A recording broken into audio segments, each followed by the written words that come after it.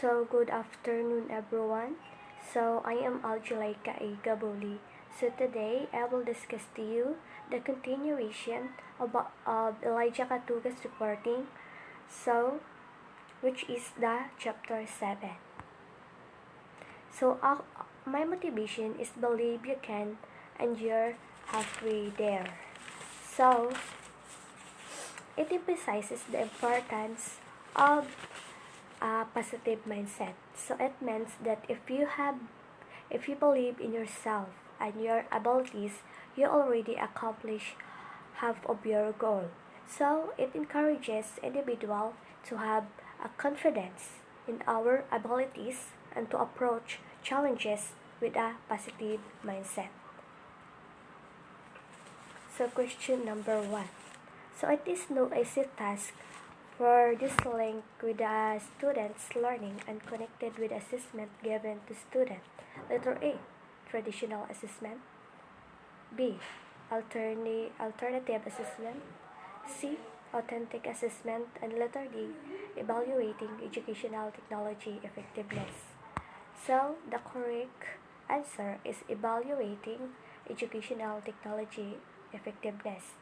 So the K Prince there is no easy task. So, the evaluating educational technology effectiveness is connected with the assessment given to students. So, kita, aware na jud naman ta nga giving of standardized test is one way to measure how much the student has learned. So, however, dili sad ni totally measure nga the total academic performance sa mga bata. So, ang skills o ang abilities sa mga students have to be taken in consideration when assessing the totality of students' learning. So, therefore, it is important that ang mga teachers have to develop indicators that would measure not only in cognitive skills of the students, but more importantly, the psychomotor and affective domains. So, dapat tan-awon jud sa mga teachers ang learning objectives or the outcomes specified at the beginning of the lesson hangtod sa assessment to be taken sa mga students. So, assessment in the field of education is any method used to measure how much the student has learned, knowledge and performance of students. So, number 2. Mr. Smith wants to assess his students' knowledge of Civil War by administering a traditional assessment. He decides to create a multiple choice test with 25 questions. So what should Mr. Smith do to ensure that his assessment is fair and accurately measure his students' understanding of the topic? Letter A, traditional assessment. Letter B, alternative assessment. Letter C, authentic assessment. Letter D, evaluating educational technology effectiveness. So, the correct answer is traditional assessment. So, a traditional assessment are tests to be taken with paper and pencil. So, that are usually used true or false test, matching type, or multiple choice test. Number 3. It is an assessment which engages students in real-world project where they are given a significant task to fulfill. A, portfolio assessment. Letter B, project-based assessment. Letter C, traditional assessment. Or letter D, alternative assessment. So, the correct answer is project-based assessment. So, the K, there is students in real-world project. So, a project-based assessment which engages students in real-world project where they are given a significant task to fulfill. So, ang mga students, pwede tagaan po silang opportunity to construct their own knowledge, solve problems, and create realistic project. Number 4. Teacher assign an assignment that allows her students to identify their own strength and limitation. What kind of assessment did teacher and use? A. Rating scales. B. Portfolio assessment. C. Alternative assessment. Letter D. Project-based assessment. So the correct answer is letter B, portfolio assessment. So a portfolio assessment is also known as embedded assessment.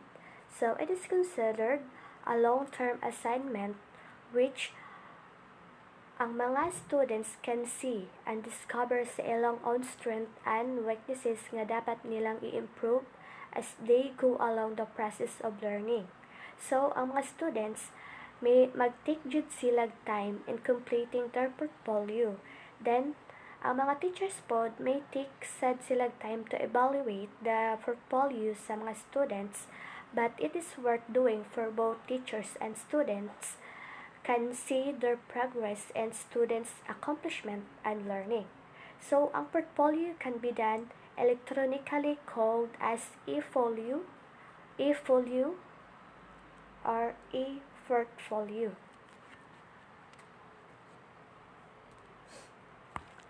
Number 5.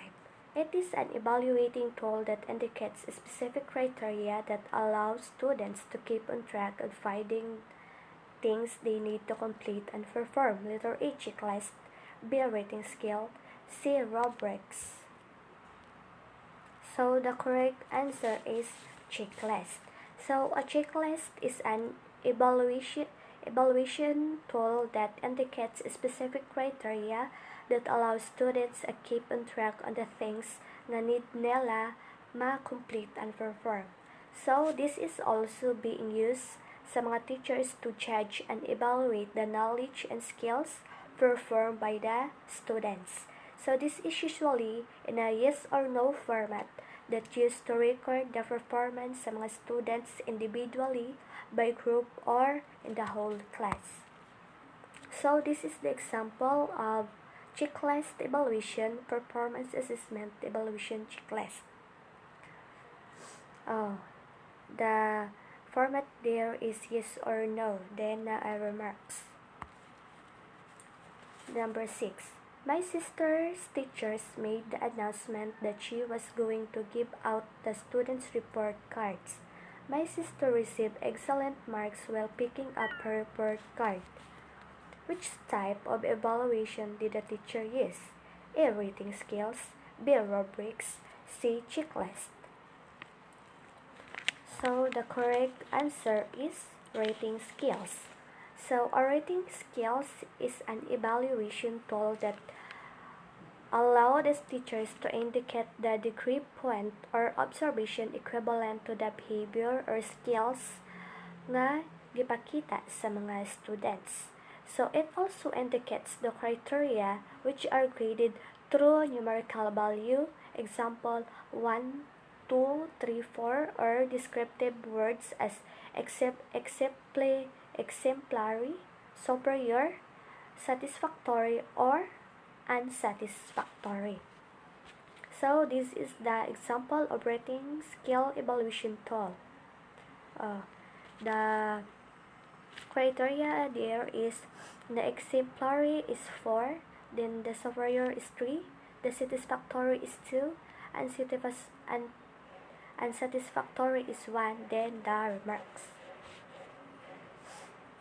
Number 7. Are defined as scoring guides which consist of specific predetermined performance criteria and used in evaluating students' work performance. Letter A. Rating scales. B. Checklist. Letter C. Rubrics. So the correct answer is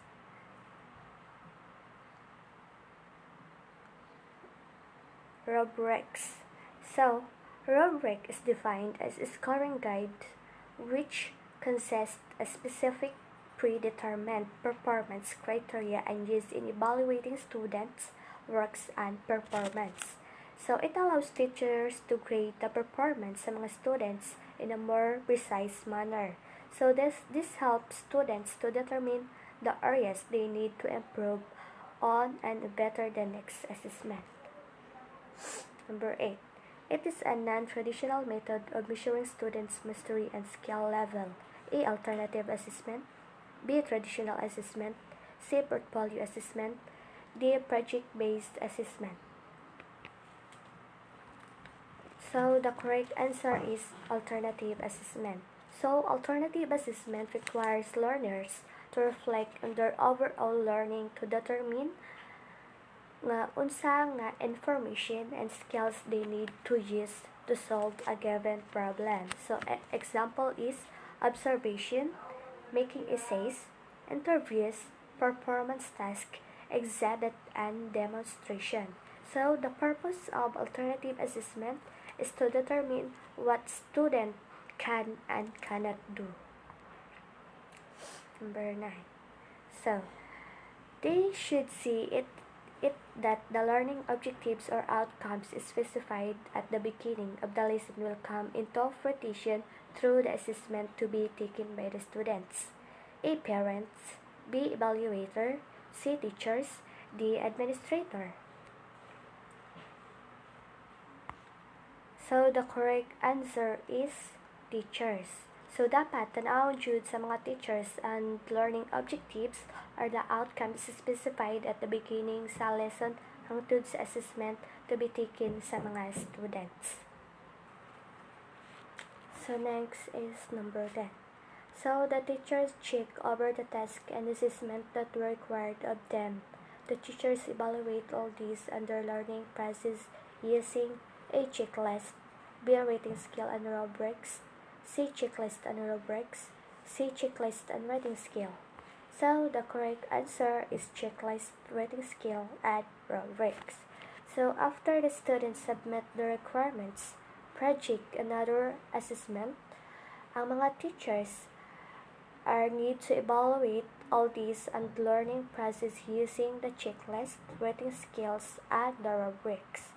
So, kani nga mga evaluation tool nakahelp sad ni in evaluating the integration of educational technology in education. So, thank you for listening.